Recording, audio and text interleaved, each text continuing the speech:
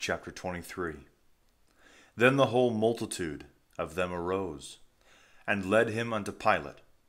And they began to accuse him, saying, We have found this man perverting the nation, and forbidding to pay tribute to Caesar, saying that he is Christ, a king. And Pilate asked him, saying, Art thou the king of the Jews? And he answered him and said, Thou sayest it. Then said Pilate to the high priests and to the people, I find no fault in this man. But they were the more fierce, saying, He moveth the people, teaching throughout all Judea, beginning at Galilee, even to this place. Now when Pilate heard of Galilee, he asked whether the man were a Galilean. And when he knew that he was of Herod's jurisdiction, he sent him to Herod, which was also at Jerusalem in those days. And when Herod saw Jesus, he was exceedingly glad, for he was desirous to see him of a long season, because he had heard many things of him, and trusteth to have seen some sign done by him.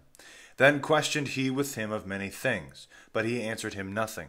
The high priests also and scribes stood forth and accused him vehemently. And Herod with his men of war despised him and mocked him, and arrayed him in white, and sent him again to Pilate. And the same day Pilate and Herod were made friends together, for before they were enemies one to another. Then Pilate called together the high priests, and the rulers, and the people, and said unto them, Ye have brought this man unto me, as one that perverted the people, and behold, I have examined him before you, and have found no fault in this man, of those things whereof ye accuse him. No, nor yet Herod, for I sent you to him. And lo, nothing worthy of death is done of him. I will therefore chastise him, and let him loose. For of necessity he must have let one loose unto them at the feast. Then all the multitude cried at once, saying, Away with him, and deliver unto us Barabbas, which for a certain insurrection made in the city, and murderer, was cast in prison. Then Pilate spake again unto them, willing to let Jesus loose. But they cried, saying, Crucify, crucify him. And he said unto them the third time, But what evil hath he done? I find no cause of death in him. I will therefore chastise him, and let him loose. But they were instant with loud voices, and required that he might be crucified. And the voices of them and of the high priests prevailed. So Pilate gave sentence, that it should be as they required. And he let loose unto them him that for insurrection and murder was cast into prison, whom they desired, and believed Jesus to do with him what they would.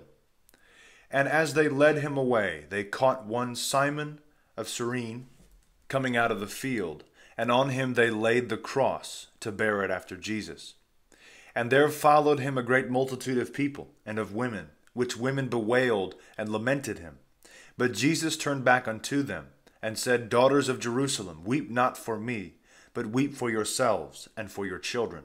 For behold, the days will come, when men shall say, Blessed are the barren, and the wombs that never bare, and the paps which never gave suck. Then shall they begin to say to the mountains, Fall on us, and to the hills, Cover us. For if they do these things to a green tree, what shall be done to the dry? And there were two others, which were evildoers, led with him to be slain.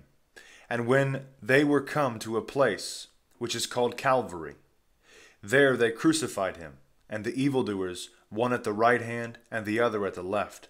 Then said Jesus, Father, forgive them, for they know not what they do. And they parted his raiment, and cast lots. And the people stood and beheld, and the rulers mocked him with them, saying, He saved others, let him save himself, if he be that Christ, the chosen of God. The soldiers also mocked him, and came and offered him vinegar, and said, If thou be the king of the Jews, save thyself. And a superscription was also written over him in Greek letters, and in Latin, and in Hebrew, This is that King of the Jews. And one of the evildoers which were hanged railed on him, saying, If thou be that Christ, save thyself and us. The other answered and rebuked him, saying, Fearest thou not God, seeing thou art in the same condemnation?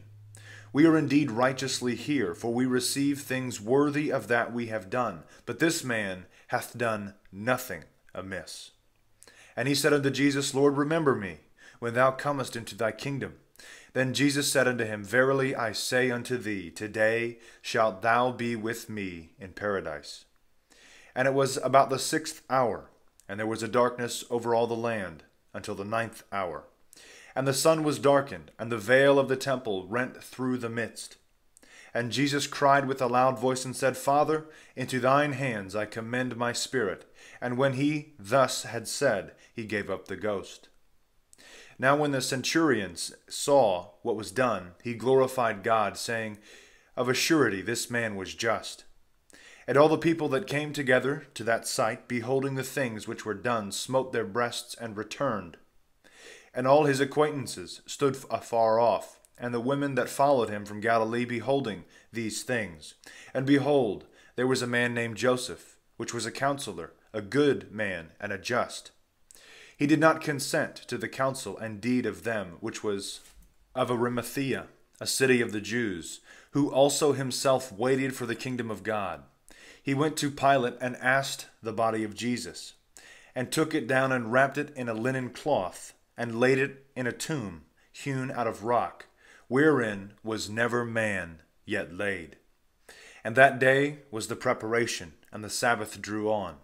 And the women also that followed after, which came with him from Galilee, beheld the sepulchre, and how his body was laid. And they returned and prepared odors and ointments, and resteth the Sabbath day according to the commandment. God bless and carry on.